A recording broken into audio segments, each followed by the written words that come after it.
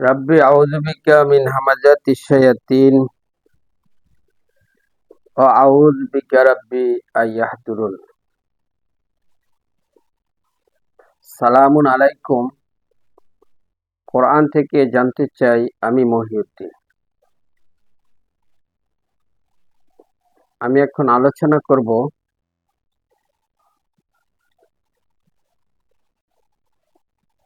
বহুদলে বিভক্ত হওয়া থেকে বিরত থাকার উদাত্ত আহ্বান সকল মুসলিমদের প্রতি, এই জন্য যে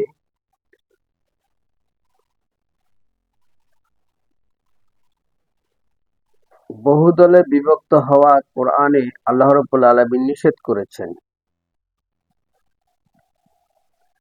তো আমরা লক্ষ্য করছি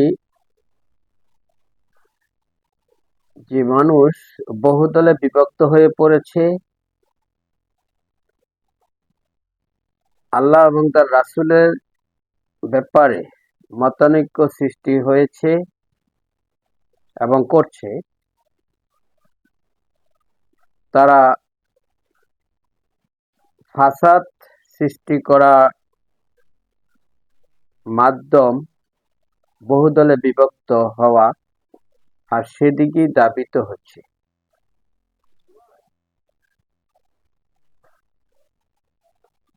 একটা জিনিস লক্ষণীয় যে কোরআন প্রচার হওয়া শুরু হয়েছে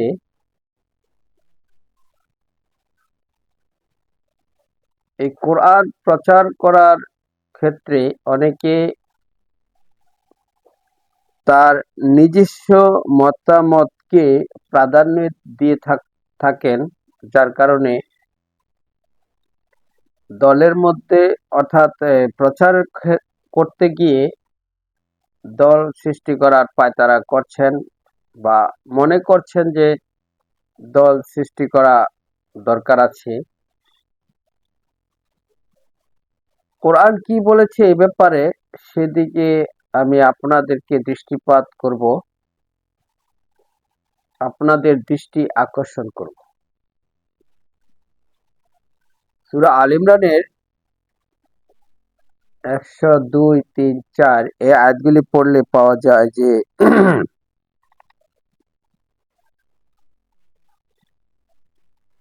তোমরা আল্লাহকে ভয় করো যেভাবে ভয় করা উচিত, মুসলিম না হয়ে মৃত্যুবরণ করিও না।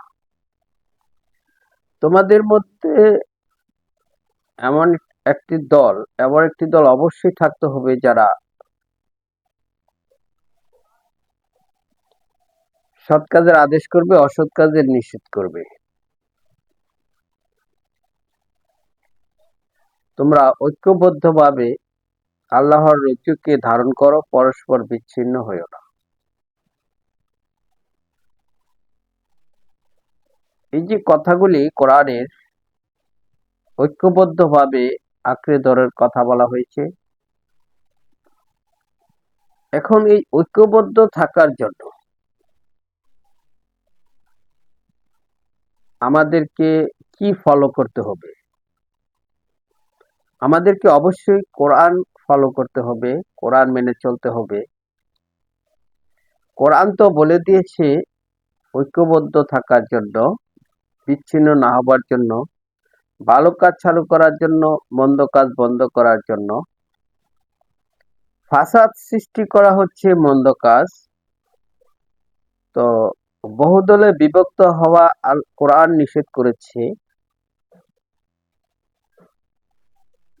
কোরআন বলেছে সূরা নিসার 59 নম্বর আয়াতে যে আনুগত্য করো আল্লাহ এবং রাসূলের, আর তোমাদের মধ্যে যারা ফয়সালা ফয়সালা ফয়সালা করার অধিকার রাখে তাদের আনুগত্য করতে বলা হয়েছে।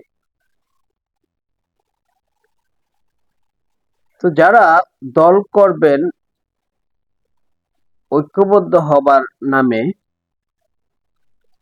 তারা কি কোন উদ্দেশ্যে কেন দল করবেন? ভালো কাজ চালু করার জন্য, মন্দ কাজ বন্ধ করার জন্যই তো একটি দল অবশ্যই থাকতে হবে।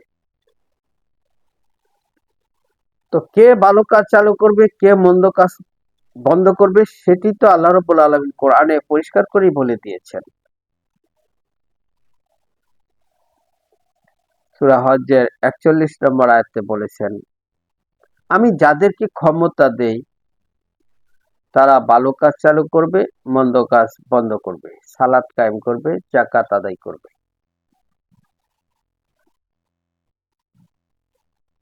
তো এখন যারা কোরআন প্রচার করছেন বা ইসলামিক ব্যক্তিত্ব নিজেকে দাবি করছেন,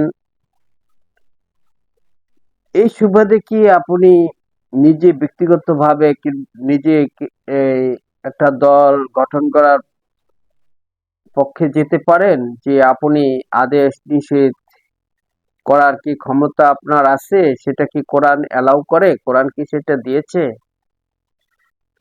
তাহলে কেন বহু দলে বিভক্ত হওয়ার দিকে এগুচ্ছেন? আমরা লক্ষ্য করছি যে অনলি কোরআন নামক একটা চ্যানেল আছে, রেজওয়ান নামক, সেও দল গঠন করার দিকে ধাবিত হচ্ছে। মুরাদ বিন আমজাদ, তিনিও কোরআনের অনুসারী, তিনিও মানুষদেরকে তার সেই দলের দিকে ঐক্যবদ্ধ হওয়ার দিকে মানুষের অঙ্গীকার নিচ্ছেন। সূরা নিসার ৫৯ নম্বর আয়াত অনুসারে আপনি কি সেটা করতে পারেন? সূরা হজ্জের ৪১ নম্বর আয়াত অনুসারে আপনি কি সেটা করতে পারেন?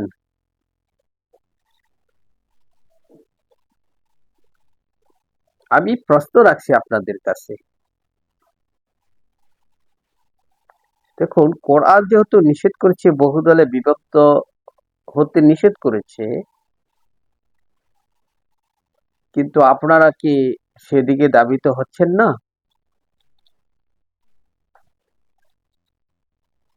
দেখুন, ঐক্যবদ্ধ হবার জন্য আমাদের প্রধান যে মেন কাজটা, সেটি হচ্ছে কোরআনকে আঁকড়ে ধরা। সূরা আল ইমরানের ১০৪ নম্বর আয়াত সম্ভবত, সেখানে বলা হয়েছে, তোমরা আল্লাহর রজ্জুকে আঁকড়ে ধরো, পরস্পর বিচ্ছিন্ন হইও না। তো যাদেরকে আল্লাহ রাব্বুল আলামিন ক্ষমতা দিয়েছেন, তারা কি আল্লাহর রজ্জুর বিরুদ্ধে অবস্থান নিয়েছে? তারা কি ঘোষণা দিয়েছে যে আমরা এই কোরআনকে মানতে দিব না, মানুষদেরকে ভালো কাজ চালু করব না, মন্দ কাজ থেকে মানুষকে বিরত করব না? তারা কি এই ঘোষণা দিয়েছে? যদি না দিয়ে থাকে, দেয় নাই তো, তাহলে আমরা কি তাদেরকে কেন্দ্র করে আমরা কোরআনের পক্ষে ঐক্যবদ্ধ থাকতে পারি না?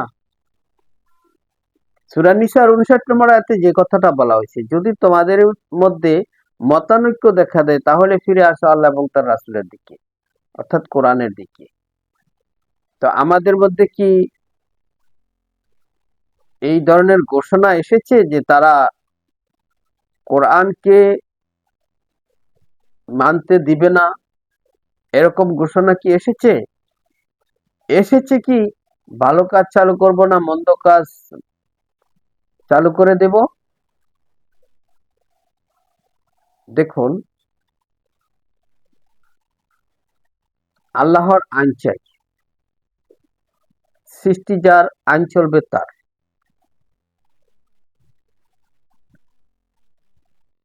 এই দিকে যদি আমরা থাকতে চাই, আমরা এই কথাকে যদি প্রতিষ্ঠিত করতে চাই, তাহলে আমরা কোরআন প্রচারকে অব্যাহত রাখবো মানুষকে সচেতন করে তোলার জন্য। যে কোরআন কি বলেছে সেটা জানো, সেটা শোনো। তুমি অর্থাৎ আমি কেন মানুষদেরকে এই কথা বলবো যে এসো আমার দিকে, এ কথা কেন বলবো? আমি কে? কোরআনের ভাষায় আমি তো এ কথা বলার অধিকার রাখি না যে আমার দিকে আসো। কারণ কোরআন বলেছে যাদেরকে ক্ষমতা দেওয়া হয় তারা ভালো কাজ চালু করবে। যদি ভালো কাজ তারা চালু না করে, তারা যদি সালাত কায়েম না করে, তারা যদি মন্দ কাজ চালু করে, তাহলে তো আমি বলতে পারি যে এসো আল্লাহ এবং রাসূলের দিকে, অর্থাৎ কোরআনের দিকে। কিন্তু তারা তো বলছে যে কোরআনের দিকে, কোরআনকে প্রতিষ্ঠিত করব, কোরআনের নিয়ম কানুন মেনে চলবো, অর্থাৎ ভালো কাজ চালু করব, মন্দ কাজ বন্ধ করব, যাকাত আদায় করব, সালাত কায়েম করব, অর্থাৎ ভালো কাজ চালু করব। সালাত মানেই হচ্ছে সমস্ত ভালো কাজ, সৎকর্ম। এই সালাত কায়েম করার মানেই হচ্ছে প্রতিটা নাগরিক দেশের সকলেই এই সালাত কায়েম করবে। সূরা তওবার ৫ নম্বর আয়াতটা পড়ে দেখবেন। আপনারা দল গঠন করার জন্য, ঐক্যবদ্ধ থাকার জন্য আহ্বান করছেন। আপনারা তো সালাতটা কি, কিভাবে সালাত কায়েম করতে হয়, সালাতের পরিচিতি তো মানুষের কাছে এখনো পরিষ্কার নয়। তাহলে আপনারা কোন দিকে আহ্বান করে দল গঠন করতে যাচ্ছেন, দলে দলে বিভক্ত হচ্ছেন কেন? কোরআন প্রচার করুন, মানুষকে সচেতন করুন। কোরআনকে পরিত্যাজ্য করে ফেলে রাখা হয়েছে, এর থেকে বেরিয়ে আসার জন্য মানুষকে আহ্বান করুন।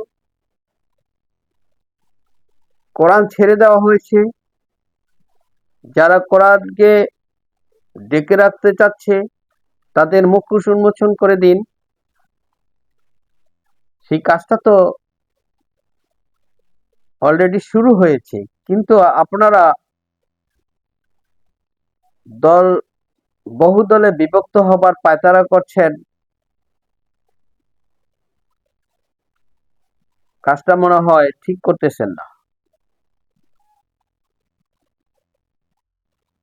আমি আপনাদের প্রতি উদাত্ত আহ্বান করছি, কোরআন প্রচার অব্যাহত রাখুন। একটা ভালো কাজ, একটা রাষ্ট্র তা রাষ্ট্রের কল্যাণের জন্য যারা রাষ্ট্র পরিচালনা করে তারাও আপনাদের সহায়ক হবে, কোরআন প্রচারে সহযোগিতা করবে। এটা ভালো কাজ চালু করার জন্য প্রত্যেকটা নাগরিকেরই দায়িত্ব হচ্ছে সে যেন ভালো কাজে নিয়োজিত হয়, মন্দ কাজ থেকে নিজেকে বিরত রাখে। দেখুন, যদি মন্দ কাজ কেউ করে, তার অবস্থা কোরআনে কি বলেছে, তার পরিণতি সূরা তওবার ৫ নম্বর আয়াত। মুশরিকদেরকে যেখানে পাবে হত্যা করবে, কেননা তারা চুক্তি ভঙ্গ করেছে। চুক্তিটা কি ছিল? যে তারা ভালো কাজ করবে, মন্দ কাজ মন্দ কাজ থেকে বিরত থাকবে, অর্থাৎ তারা আনুগত্য করবে রাষ্ট্রের, ভালো সমস্ত ভালো কাজই তারা ভালো কাজ তারা করবে, মন্দ কাজ তারা করবে না, তারা অন্যায়ভাবে কোনো কাজ করবে না।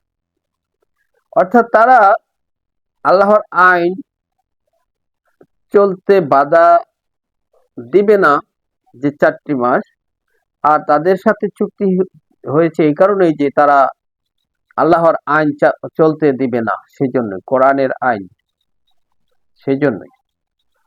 তো আয়াতটা হচ্ছে এরকম যে নিষিদ্ধ মাস, চুক্তিবদ্ধ মাস অতিবাহিত হয়ে গেলে মুশরিকদেরকে যেখানে পাবে হত্যা করবে। যদি তারা তওবা করে অর্থাৎ ফিরে আসে, সিদ্ধান্ত নেয় যে আমরা ভালো কাজে থাকবো, ভালো কাজ করব, সালাত কায়েম করে, যাকাত আদায় করে, অর্থাৎ সমস্ত ভালো কাজ তারা করবে, এই সিদ্ধান্ত নিবে এবং ভালো কাজ করতেই থাকবে, করবে, এবং রাষ্ট্রের উন্নয়নমূলক কাজে তারা অর্থ খরচ করবে, অর্থাৎ যাকাত দেবে, নিজের অবৈধ সম্পদকে পরিহার করে বৈধ সম্পদ উপার্জনের রাস্তা গ্রহণ করবে, অসৎ চরিত্রের পরিবর্তে সচ্চরিত্রবান হয়ে যাবে, অর্থাৎ পরিশুদ্ধি আনবে সম্পদের এবং তার নিজের। এরকম হলে তাদেরকে ছেড়ে দাও, অন্যথায় তাদেরকে হত্যা করো, পাকড়াও করো, অবরুদ্ধ করে রাখো। সালাদটা কি, সেজন্যই বলছি, সূরা তওবার ৫ নম্বর আয়াত। সালাত হচ্ছে ভালো কাজ করা, মন্দ কাজ ছেড়ে দেওয়া। এটা মুশরিকরাও করবে, এটা শুধু ইমানদাররা করবে তা না, মুসলিমরা করবে শুধু তা না, এটা মুশরিকরাও করতে হবে, না হলে তাদেরকে হত্যা করতে হবে। যারাই সালাত কায়েম করবে না তাদেরকে হত্যা করতে হবে। সূরা তওবার ৫ নম্বর আয়াত। আমি যে কথাটা বলতেছিলাম যে দেখুন, সালাদটা কি এখনো মানুষদেরকে বোঝানো হয় নাই পরিপূর্ণভাবে, বোঝাতে পারেন নাই কি, তারপর আপনারা আবার বহুদলে বিভক্ত হওয়ার পায়তারা করছেন, সিদ্ধান্ত নিয়েছেন। এগুলি তো ওইদিকে দাবিত হচ্ছেন যেদিকে শয়তান দাবিত করে। এ থেকে বিরত থাকার আহ্বান রেখে আমি আমার আলোচনা এখানে শেষ করছি। সালামু আলাইকুম।